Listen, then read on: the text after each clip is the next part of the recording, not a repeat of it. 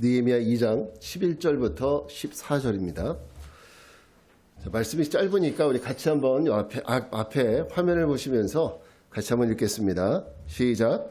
내가 예루살렘에 이르러 머무른 지 사흘 만에 내 하나님께서 예루살렘을 위해 무엇을 할 것인지 내 마음에 주신 것을 내가 아무에게도 말하지 아니하고 밤에 일어나 몇몇 사람과 함께 나갈새 내가 탄 짐승 외에는 다른 짐승이 없더라.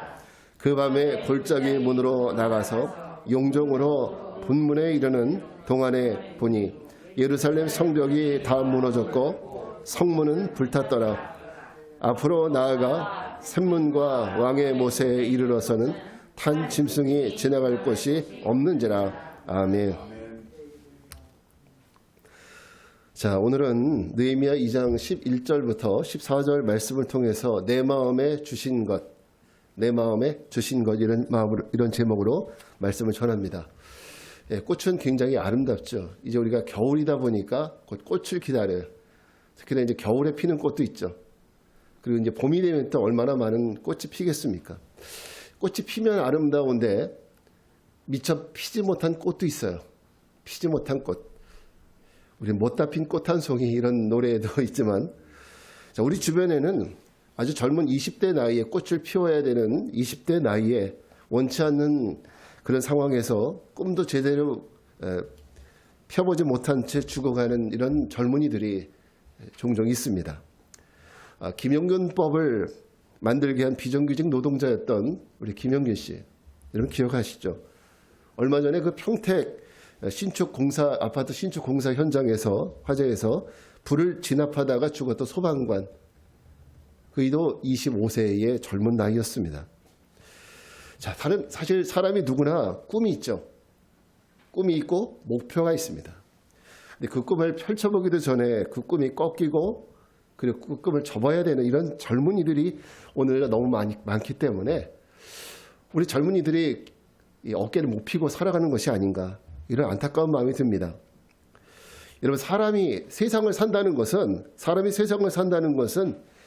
그래서 자기의 꿈을 갖고 자기의 목표를 갖고 자기 목표를 향해서 다른 박질 쳐 나가는, 이게 사실 인생이 아니겠어요? 내 목표를 가지고 목표를 이루면서 사는 거. 그 목표를 이루다가 실패할 수도 있죠. 멈출 수도 있죠. 그러나 끝까지 그 목표를 이루기 위해서 애쓰고 수고하고 노력하는, 이것을 우리가 열정이라고 얘기하지 않습니까? 이것이 정말 얼마나 아름다운 것이겠습니까? 이 열정을 가지고 산다는 것이 얼마나 아름다운 일이겠습니까? 일본의 홋카이도 대학의 교수였던 윌리엄 클라크라는 분이 계셔요. 윌리엄 클라크. 이분이 남긴 아주 유명한 말이 있죠. 뭔지 아세요? Boys be ambitious라는 말입니다. 소년들이여, 야망을 가져라. 저는 이 얘기를 누가 했나 했더니 이 홋카이도 대학의 교수였었던 윌리엄 클라크가 한 말입니다. 저는 이 말을 어디서 처음 봤느냐면 고등학교 다닐 때 영어 문법책을 공부하다가 그 문법책에서 처음 봤어요. 이 얘기를. Boys be ambitious. 야, 참 좋은 말이다 생각을 했죠. 이 교수님이 이 얘기를 할 때 당시 일본이 계급사회가 다 무너질 때였어요. 그러면서 사회가 어지럽고 젊은이들은 꿈을 못 꾸는, 그러니까 오늘날 우리와 비슷한 현실이죠. 자, 이렇게 세상을 향해서 부정적인 시각을 가지고 살아가는 제자들을 향해서 이 클라크 교수가 일본을 떠나면서 살아가는 제자들에게 남긴 유언과 같은 말이에요. Boys be ambitious. 소년들이여, 제자들이여, 야망을 가져라. 절대 실망하지 말아라. 여기서 멈추지 말아라. 너희 목표를 세우고 끝까지 그 목표를 이루기 위해서 달려가라는 거죠. 이 말이 얼마나 유명해지니까 나중에 그 후세대들이 여기에다 말을 덧붙였어요.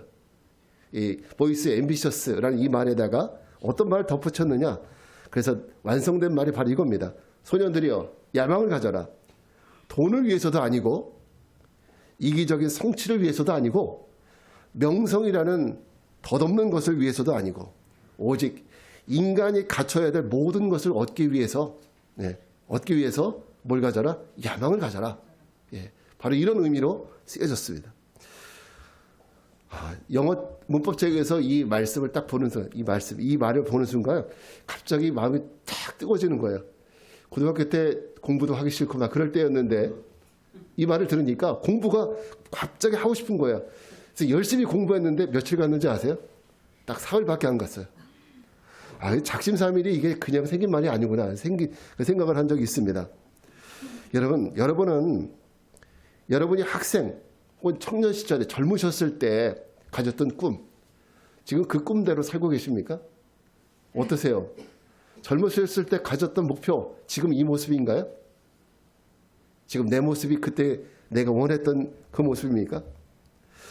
어쩌면 여러분들 중에는 내가 지금까지는 가만히 생각해 보니까 내 목표대로 못 살았네. 이제부터는 죽는 날까지 한번 내 목표를 다시 세우고 버킷리스트를 만들어서 내가 죽는 날까지 그것을 한번 이뤄봐야 되겠다. 하나씩 그 목표를 좀 이루며 살아야 되겠다. 이런 마음을 갖고 사시는 분들도 계실지 모르겠어요. 코로나만 끝나봐라. 그러면 내가 바로 유럽을 가고 미국을 가고 미국 대륙을 종단하고 이런 어떤 거창한 계획을 세울지 모르겠습니다. 그런데 여러분, 바로 이 시점에서 우리 한 가지 질문을 한번 해봅시다. 과연 우리의 인생이라는 것이요, 내가 하고 싶은 거 다 하고 내가 꿈꾸고 목표로 하는 거 다 이루었으면 그러면 그것이 성공한 인생이 되는 걸까요? 내가 목표로 한 거, 내가 원하는 거 그거 다 이루었다면은 그럼 난 성공한 인생이네, 이렇게 말할 수 있을까요? 그렇게 하면 내가 죽을 때 정말 나는 후회 없는 인생을 살았다, 이렇게 말할 수 있겠습니까? 하나님을 모르는 사람들이라면 그럴 수 있어요. 그죠? 그럴 수 있습니다. 그러나 최소한 우리는 하나님을 믿는 사람이잖아요. 최소한 성경을 가지고 주일이면 교회를 다니는 사람들이에요. 주님 앞에 기도를 하는 사람들입니다.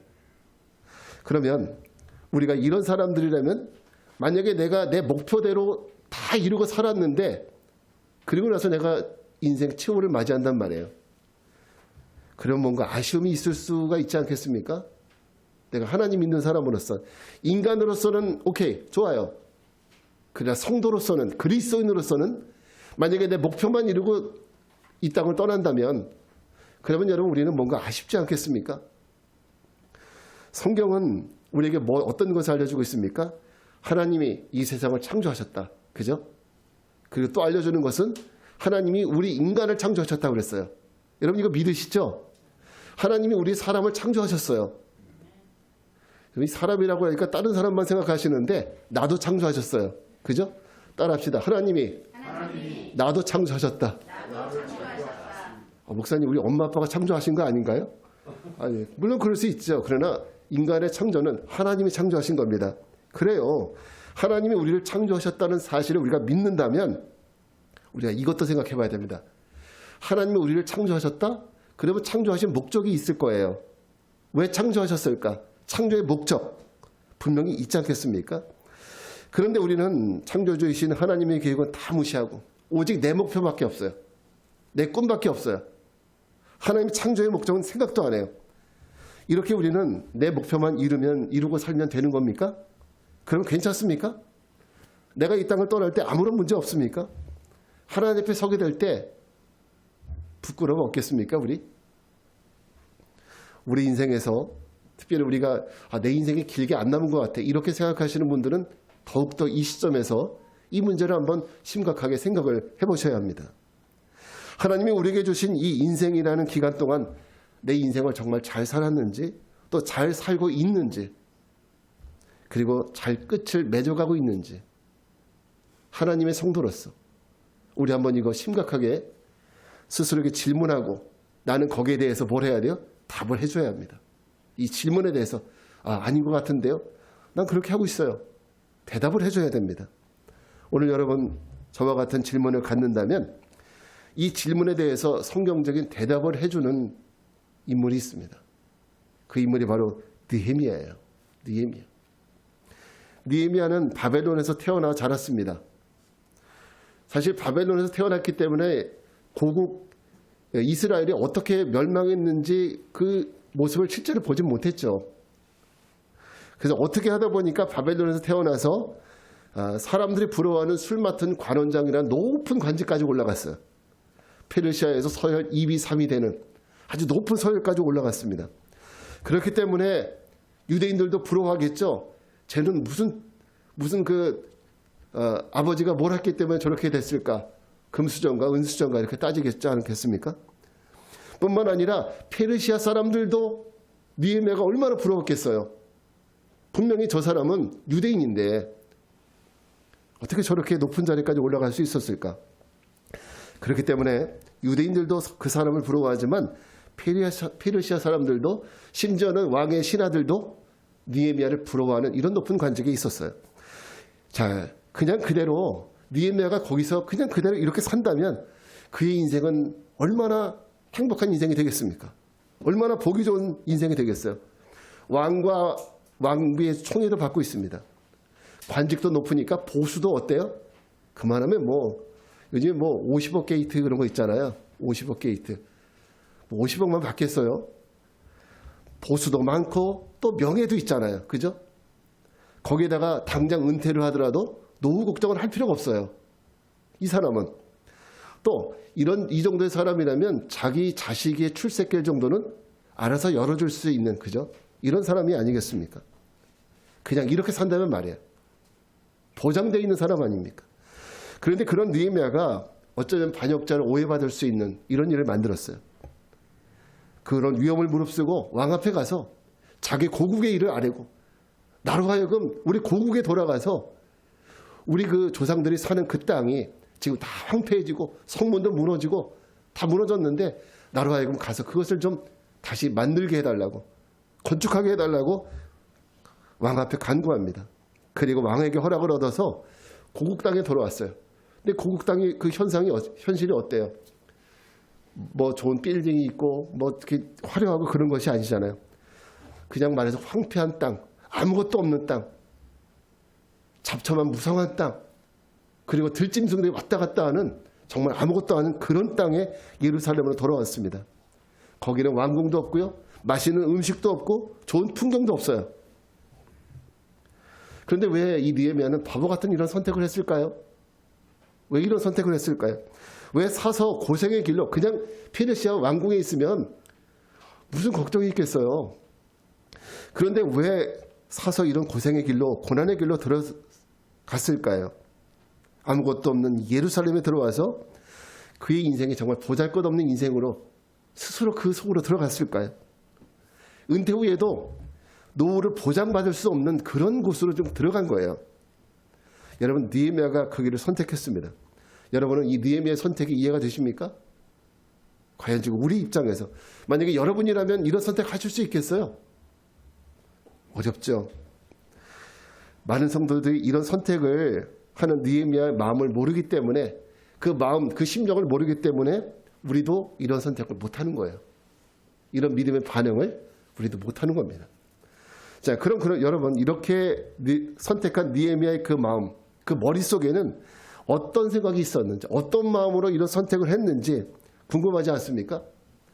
자, 우리 오늘 말씀 11절부터 12절 말씀을 같이 한번 읽어보겠습니다.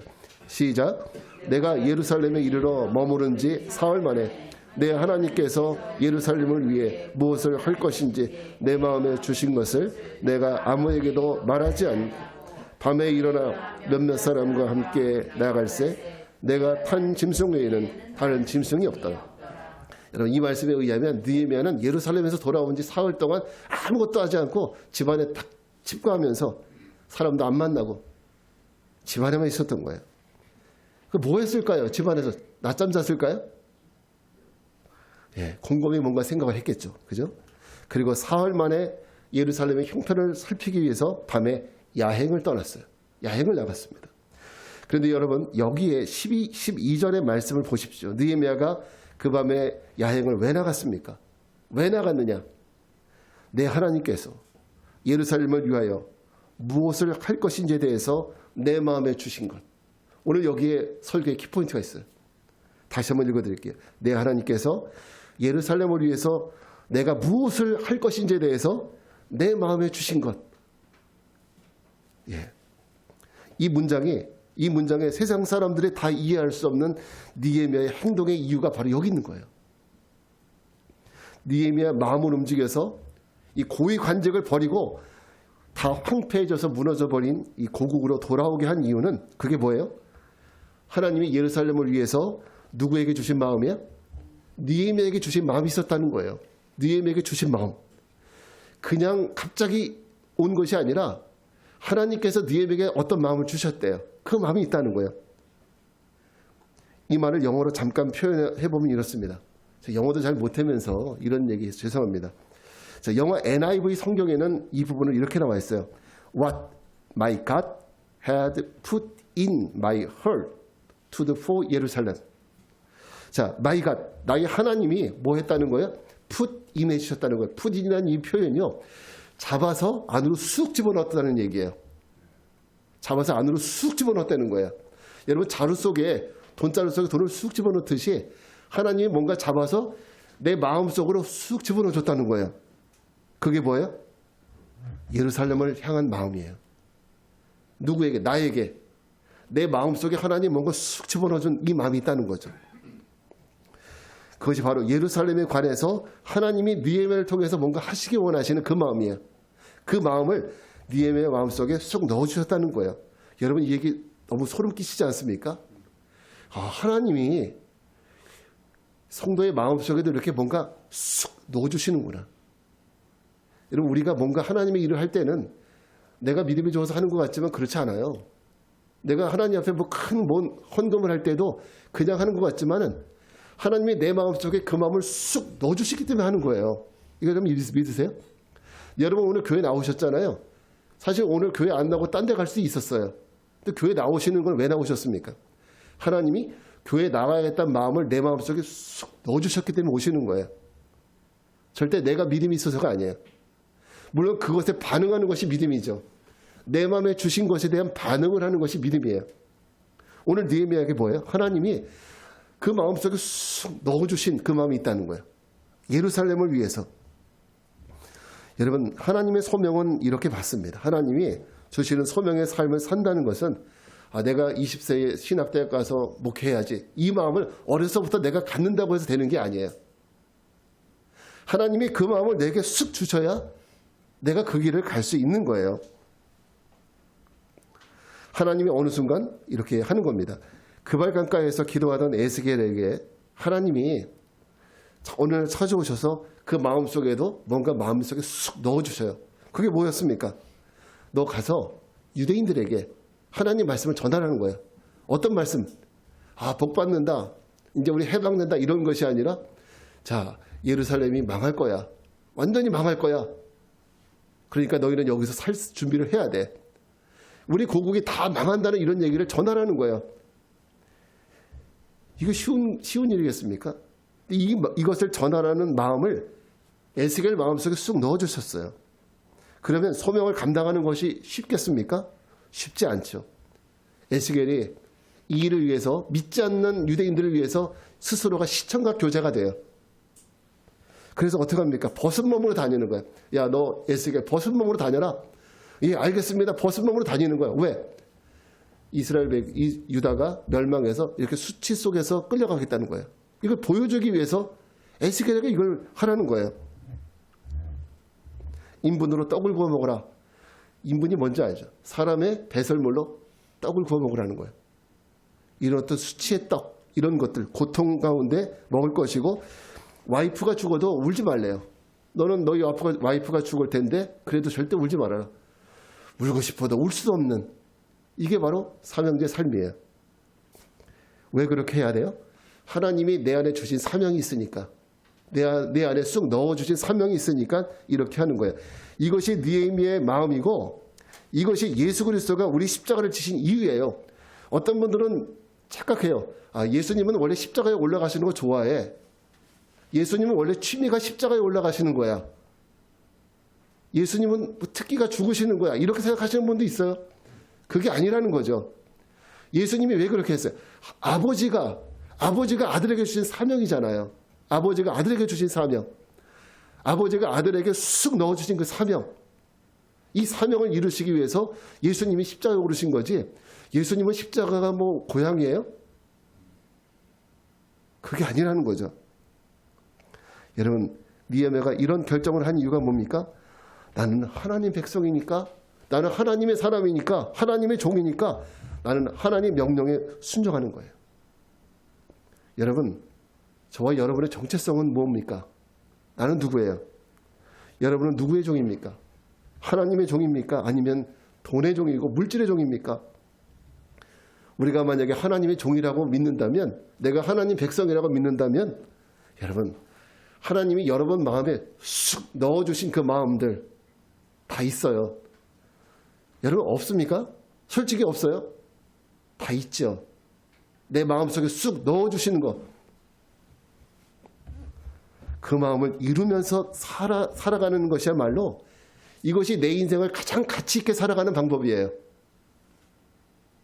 하나님이 내게 주신 것들을 내가 이루며 살아가는 것이 내 인생을 가장 가치 있게 살아가는 방법이다. 앞에서 잠깐 말씀드렸던 것처럼 우리는 이런 질문을 해봐야 돼요. 장로교에서 신앙생활 하셨던 분들은 한 번쯤 이런 단어 들어보셨죠? 웨스트민스터 소요리 문답이라는 뭐 내용은 다 모르실 거예요. 그죠?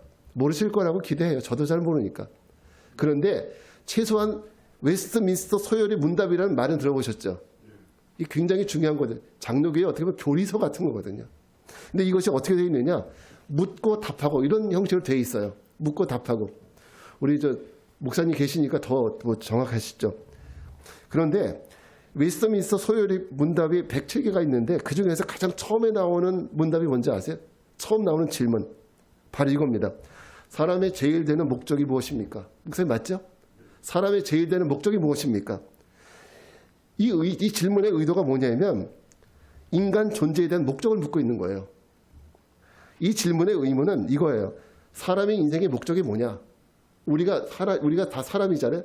이 사람의 인생의 목적이 뭐냐는 거죠. 왜 사는 거죠? 우리는 왜 살아야 되는 거냐? 먹기 위해서 사는 거냐? 놀기 위해서 사는 거냐? 아니면 높아지기 위해서 사는 거냐? 잠자기 위해서 사는 거냐? 오늘 우리가 이 부분에 대해서 질문을 해봐야 한다는 것이죠. 이 질문에 대한 그 교리서의 대답이 뭔지 아세요? 사람의 제일 되는 목적은 하나님께 영광을 돌리고 그를 영원토록 즐거워하는 것이다. 사람의 제일 되는 목적은 하나님께 영광을 돌리고 그를 영원토록 즐거워하는 것이다. 자, 그럼 하나님의 피조물인 인간이 하나님께 영광을 돌려야 한대요. 하나님께 영광을 돌리는 것을 우리는 어떻게 생각하느냐? 그럼 손을 딱 들고 하나님을 향해서 손을 들고 열심히 열광적으로 찬양을 하면 우리가 영광을 돌리는 거 아닙니까? 열심히 예배 참여하면 영광을 돌리는 거 아닙니까? 그래요. 그것도 영광을 돌리는 방법 중에 하나죠. 그러나 그것이 전부는 아니라는 거죠. 다시 말해서 우리가 하나님께 영광을 돌리는 방법은 손만 들고 열심히 찬양한다고 해서 그것이 전부가 아니라는 거예요. 하나님이 인간 각자에게 부여해 주신 그 사명, 우리 각자에게 마음속에 쑥 넣어주신 바로 그것, 그 사명 붙들고 그 사명을 이루기 위해 살아가는 것이 피조물의 하나님께 드릴 수 있는 최고의 영광이라는 거죠. 우리의 목적대로 살아가는 거죠. 핸드폰의 목적대로 사는 것이 영광을 돌리는 것이고요. 이 컵의 사명대로 사는 것이 하나님께 영광을 돌리는 거예요. 호랑이는 호랑이대로, 바다의 고래는 고래대로 하나님이 맡겨주신 그 사명대로 살아가는 것이 이것이 바로 하나님께 영광을 돌리는 거예요. 그러면 우리 인간의 사명이 뭐냐는 거죠. 느헤미야가 왕의 술 맡은 관원이라는 이 눈에 보기에 좋은 이 자리를 버리고 오래 황폐한 그 땅으로 스스로 찾아 들어가서 위험을 무릅쓰고 성벽을 세우고 그 성문을 다시 세우려고 하는 이유가 뭐냐는 거죠. 느헤미야는 이것이 바로 나를 부르신 목적, 하나님이 나를 부르신 목적, 그 부름의 목적, 그것을 이루어드리는 것이 이것이 하나님께 영광을 돌리는 것이라는 것을 알았고 그래서 그렇게 살기로 결단한 겁니다. 이게 바로 믿음의 사람들의 삶인 거예요. 세상적인 삶을, 세상적인 목표를 거부하고 지금까지 세상적인 목표 있었어요. 꿈도 있었습니다. 이제 그거 내려놓고 하나님이 우리에게 주신 목적대로 살아가려고 결단하고 나가는 거. 이게 바로 믿음 생활 아닌가요? 이게 하나님 믿는 거예요. 여러분 사도 바울의 인생에 위대한 이유도 어디 있습니까? 바리새파 중에 바리새파, 가말리엘 문화에서 공부했던 엘리트 중에 엘리트예요. 그런 배경, 지식, 이렇게 세상에서 좋게 여기던 모든 것들을 다 배설물처럼 다 버렸대요. 그렇게 내려놓은 이유가 뭐냐는 거죠. 바울이 왜 그러냐는 거죠. 그리고 고난받고 매맞고 갇히고 결국 감옥에서 죽는 이런 비참한 최후를 맞이한 이유가 뭐냐는 거죠. 그 이유는 다른 게 아니에요. 바울이 사울 시절에 다메섹으로 그리스도인들을 잡으러 가다가 그 길에서 갑자기 빛을 받았어요. 그죠? 하늘에서 빛을 받았습니다. 그리고 그 순간 예수님이 바울의 마음속에 뭘 줬어요? 푸디 내주셨다는 걸 쑥 넣어주시는 마음이 있었어요. 그게 뭡니까? 내가 너를 이방인의 사도로 삼겠다. 이 마음을 쑥 넣어주신 거예요. 그러니까 그 하나님이 내 마음에 주신 그 마음 붙들고 그것을 이루기 위해서 살기로 결단한 거예요. 그게 바로 그리스도인의 삶인 거예요. 그게 바로 그리스도인의 삶입니다. 여러분, 세상 사람들에게는 자신만의 인생의 버킷리스트를 만들어 놓고 그것을 하나하나 이루어가는 것, 그 만족감, 이렇게 살아가는 사람들이 많죠. 근데 이렇게 살아가는 사람들하고 하나님이 주신 그 마음을 이루기 위해서 세상에 좋게 여기는 모든 것을 다 버리는 이 니에미야 중에서 누가 성공한 인생을 살았다고 말할 수 있을까요? 이제는 대답하기가 좀 묘해지시죠? 그래요. 세상 사람들의 생각은 자신의 버킷리스트를 만들어 놓고 자신의 꿈과 목표를 이뤄가는 이 사람들이 가장 성공적인 인생을 살았다라고 말할 거예요. 사실 우리가 서점에 가면은 그저 성공한 사람들의 뭐 이런 7가지 법칙이나 이런 책을 보면 다 그런 사람들 아닙니까? 세상적인 목표를 이룬 사람들. 그러면 좋습니다. 그러면 그런 사람들에 대해서 세상 사람들 성공했다고 하는데 하나님은 어떻게 판단하실까? 하나님은요? 하나님은 누가 더 값진 인생을 살았다고 판단하실까요? 자신의 꿈을 이룬 사람입니까? 아니면 하나님의 꿈을 위해서 하나님의 주신 마음을 이루어드리기 위해서 세상적인 모든 것들을 포기한 사람일까요? 저는 저와 여러분이 이젠 인생의 향방을 분명히 갖게 되기를 바랍니다. 우리가 어디로 가야 되는지 이거 제대로 이제 발견하자는 거죠. 내가 왜 살아야 되는지 인생의 목표, 또 내가 어디로 가야 되는지 내 인생의 방향, 내가 누구와 동행해야 되는지 여기다 믿음의 목표를 분명히 갖게 되기를 주님의 이름으로 축원합니다. 그렇습니다. 느헤미야 마음속에 그가 예루살렘을 위해서 무엇을 행해야 할지 그 마음을 넣어주신 하나님은 오늘 우리에게도 우리가 무엇을 행해야 할지 우리가 어떻게 행해야 될지를 말씀해 주십니다. 어떻게? 우리에게 어떻게 하신다면 주의 성령을 주셨잖아요. 주님의 성령이 오셔서 우리에게 알려주시고 가르쳐 주셔요. 자, 우리 누가복음 12장 11절부터 12절 말씀을 한번 같이 읽겠습니다. 시작. 사람이 너희를 회당이나 위정자나 권세 있는 자 앞에 끌고 가거든 어떻게 무엇으로 대답하며 무엇으로 말할까 염려하지 말라. 마땅히 할 말을 성령이 곧 그때에 너희에게 가르치시리라 하시니라. 예수님은 제자들에게 사람들이 너희를 만약에 회당이나 권세자들이나 위정자들 앞에 끌어갈 일이 생길 텐데 그때 나 무슨 말을 하지? 나 어떻게 하지? 이렇게 걱정할 필요가 없다는 거예요. 왜? 성령이 그 마음속에서 생각나게 하실 거기 때문에. 넌 뭐 하라는 거예요? 다른 말 하지 말고 성령이 주시는 것만 하라는 거예요. 성령이 주신 말만 하고 성령이 주시는 그런 마음대로 살라는 거죠. 누가복음 2장에 보면 선지자 시므온이 주님의 그리스도를 보기 전에는 절대 죽지 않을 것이다 라는 이런 예언을 듣게 되죠. 그리고 그날 성령의 감동으로 성전에 들어가라는 지시를 받고 성전으로 들어가서 아기 예수님을 만나게 되지 않습니까? 성령은 시몬에게 어떻게 해야 되는지를 알려줬고 시몬은 그 말에 따라 순종할 때 하나님 말씀대로 아기 예수님을 보게 된 거예요. 성령은 오늘 우리에게도 말씀해 주십니다.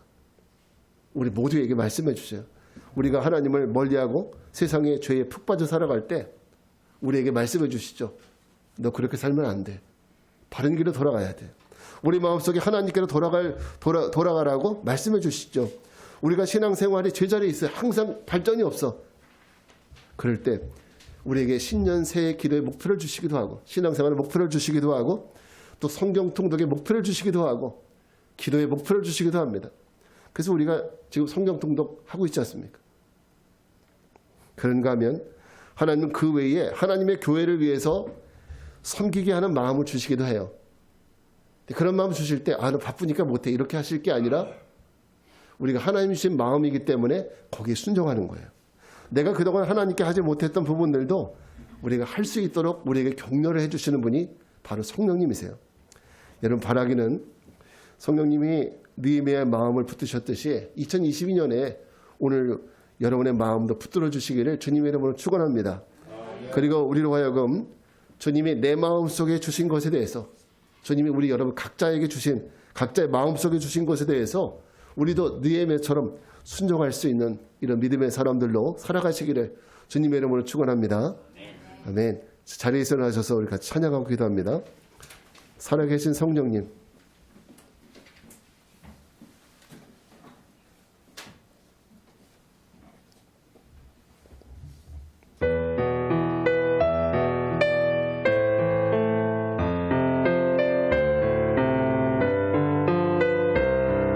살아계신 성령님, 살아계신 성령님, 날 붙드소서. 살아계신 성령님, 살아계신 성령님, 날 살피소 채우소서,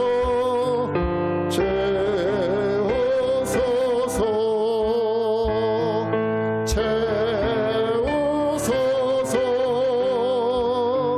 성령 하나님 새롭게 우리 다시 한번 하겠습니다. 살아계신 성령님, 살아계신 성령님, 날 붙드소서. 살아계신 성령님, 날 살피소서, 채우소서, 채우소서. 성령 하나님 새롭게 하소서. 기도하겠습니다. 오늘 우리는 느헤미야의 아름다운 그 신앙을 보았습니다. 하나님이 그 마음에 넣어주신 바로 그 마음을 품고 세상에서 좋게 보이던 모든 것들을 내려놓고 하나님이 주신 마음을 붙들고 그 사명을 이루어드리기 위해서 위대한 결단을 한 느헤미야의 모습이 오늘 우리의 모습이 되기를 바랍니다.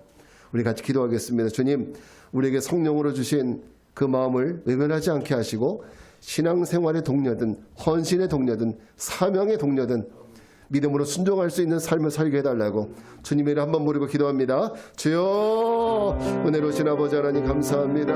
하나님, 오늘 우리가 느헤미야의 이 이야기를 보면서 하나님, 오늘 우리가 우리 마음속에 주셨던 하나님의 여러 가지 말씀들, 또 깨달은 것들, 또 여러 가지 동료와 또 헌신의 이런 것들을 하나님 우리가 그동안 얼마나 많이 외면하고 살았는지 돌아봅니다. 하나님이 우리 마음속에 쑥 들어서 부담 갖게 하시고 또 아버지 생각하게 하시고 고민하게 했었던 그 문제도 우리는 세상의 일 때문에 아버지 뒤로하고 하나님 온전히 이루어드리지 못했습니다.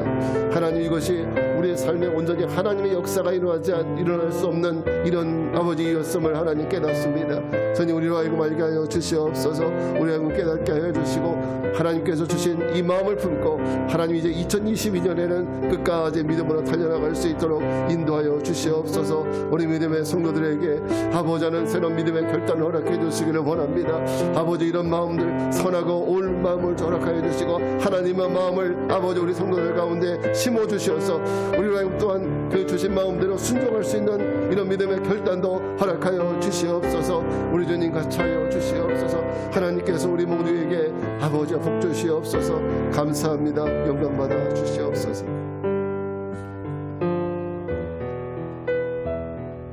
거룩하신 주님, 이 세상이 움직이는 가치관에 깊이 빠져 살아가는 우리들, 하나님보다 세상이 더 좋다고 여기며 살아가는 우리들에게 오늘 느헤미야의 삶을 통해 보여주신 이 말씀이 오늘 우리에게 큰 도전이 되게 하시고 우리도 하나님 앞에 순종할 수 있는 순종의 동력이 되게 하옵소서. 그래서 2022년 더욱 믿음의 성장과 성숙을 이루어가는 귀한 한 해가 되게 하옵소서. 지금은 성부 성자 성령 삼위일체 하나님의 은혜와 평강이 주님이 주신 그 마음을 품고 그 주신 사명에 순종하며 살기로 결단하고 세상을 향해 나가는 모든 성도들 위해 이제로부터 영원까지 함께 하옵시기를 간절히 축원하옵나이다. 아멘. 아버지, 주님을 찬양합니다.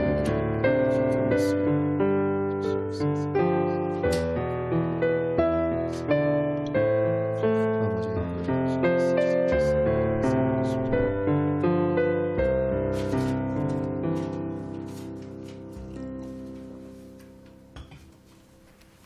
자, 이제 예배를 모두 마쳤고요.